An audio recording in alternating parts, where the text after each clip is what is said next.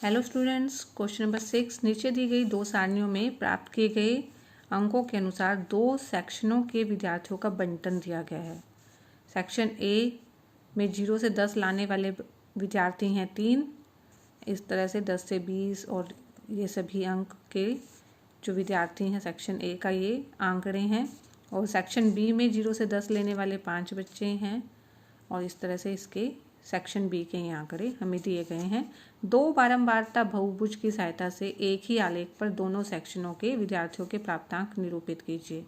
हमने दो बारंबारता बहुभुज बनाने हैं और एक ही जो है आलेख पे बनाने हैं। दोनों बहुभुजों का अध्ययन करके हमने दोनों सेक्शनों के निष्पादनों की भी उनका कैसा रिजल्ट है, कैसा है, तो उसकी हमने तुलना भी करनी है। क्वेश्चन नंबर 6 के अंदर सबसे पहले जब हमें बारंबारता बहुभुज बनाना होता है तो हम इसके अंदर वर्ग चिन्ह भी निकालते हैं। तो सबसे पहले मैंने ये आंकड़े यहाँ नोट कर लिए हैं। 0 से 10 का वर्ग चिन्ह निकालने का क्या तरीका है?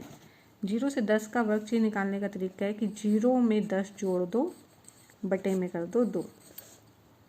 0 और 10 को जोड़ा तो 10 आया। ठीक है, किसी का भी हमें वर्ग चिन्ह निकालना है तो उसकी निम्न सीमा और ऊपरी सीमा को जोड़ देते हैं। 0 और 10 को जोड़ा और उसका आधा कर दिया, ऐसे 10 और 20 को जोड़ा, उसका आधा कर दिया, ऐसे हर एक का वर्ग चिन्ह निकाल सकते हैं। ये इसका एक तरह से मध्य बिंदु भी होता है। देखो कैसे होता है। 0 और 10 क्या हो गया? 10 हो गया। 10 बटे 2 5 आ गया। 5 आ गया ना।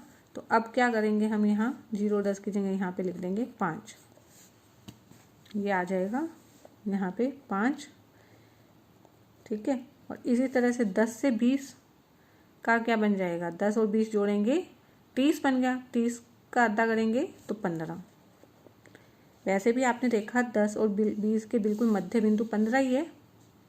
20 और 30 का मध्य बिंदु क्या होगा? 25। दोनों तरीके से निकाल के देख लो, चाहे 20 और 30। 50, 50 का आधा 25 और 30 और 40 का आधा 30-40 को जोड़ा 70 का आधा 35 और इन दोनों के बीच का मध्य बिंदु 35। ऐसे 40-50 90, 90 का आधा कितना हो गया? 45। और हम मध्य बिंदु के हिसाब से देखें, 0 और 10 के बिल्कुल बीच में 5 आएगा, 10 और 20 के 15, 20 और 30 के 25, ऐसे ही ये बन जाएगा। और इसका भी वर्ग चिन्ह सेम ही आएंगे क्योंकि आंकड़े सेम है। तो 0 से 10 का जो वर्ग चिन्ह बन जाएगा 5, 15।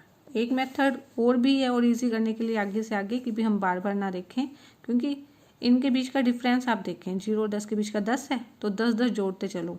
5 और 10 देखो ऐसे ही है ना। 5 में 10 जोड़ा 15, 15 में 10 जोड़ा 25, 25 में 10 जोड़ा 35। इस तरह से भी आप कर सकते हो। तो कई तरीके होते हैं किसी भी क्वेश्चन को करने के।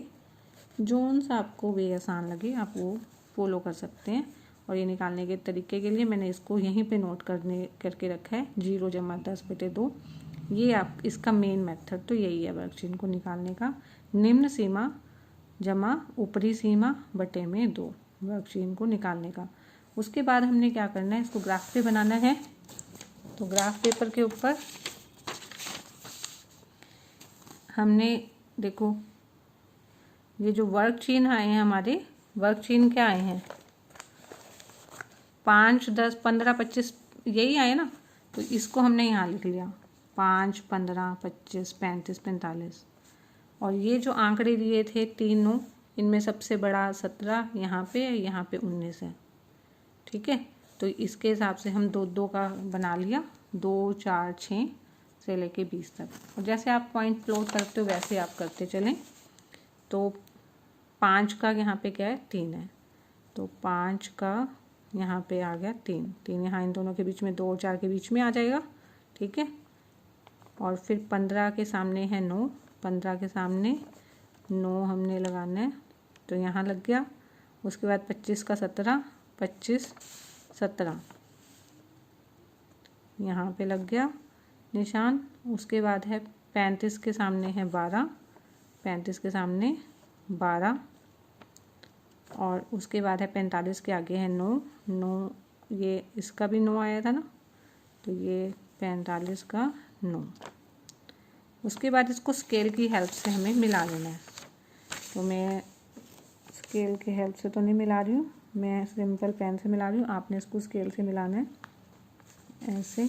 उसके बाद ये वाला आंकड़ा आया था, फिर ये और जो लास्ट वाला है इसको आप ऐसे छोड़ सकते हैं। तो ये बन गया पहला बारंबारता बहुभुज। ये है सेक्शन ए का बना है, सेक्शन ए। चाहें तो आप इसके अंदर दूसरा पेन भी यूज़ करके बना सकते हैं, मैं पेंसिल का यूज़ करके बनाऊंगी। उसके बाद वर्कशीट 5 का था, 5 के सामने 5 ये हो गया, और 15 से 19 दोनों आप पेन की हेल्प से भी बना सकते हैं। 15 का है 19, 25 का 15, 25 का है 15 यहाँ पे होगा, 14 और 16 के बिल्कुल बीच में।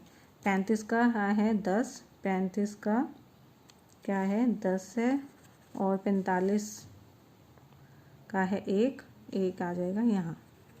ठीक है, अब इन बिंदुओं को हमने मिलाना है। पहले ये 0 से मिला के, फिर ये चला गया यहाँ पे, और यहाँ पे, और ये आ गया यहाँ पे, ये इधर चला गया। ठीक है, ये आपका बारंबारता बहुभुज बन गया। ये बन गया सेक्शन बी का।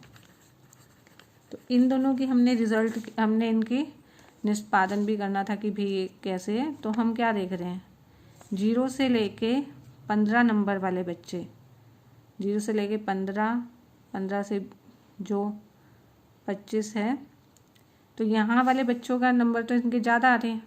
ठीक है, 0 से लेके 15 तक जो हैं सेक्शन बी के बच्चों के नंबर ज़्यादा आ रहे हैं।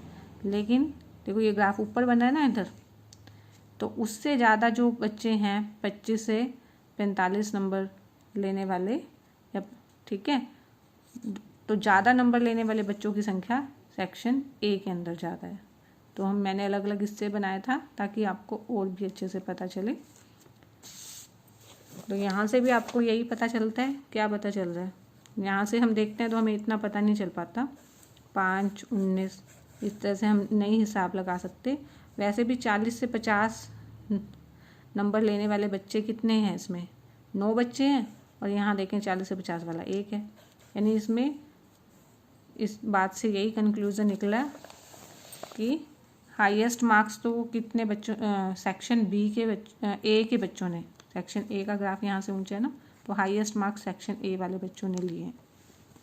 अगर ये क्वेश्चन समझ में आ गया है तो वीडियो को लाइक ज़रूर कर दीजिए और चैनल को सब्सक्राइब कर दीजिए, ताकि आप क्वेश्चन नंबर 7, 8, 9 और पूरा सिलेबस 9th का यहाँ से कर सकें।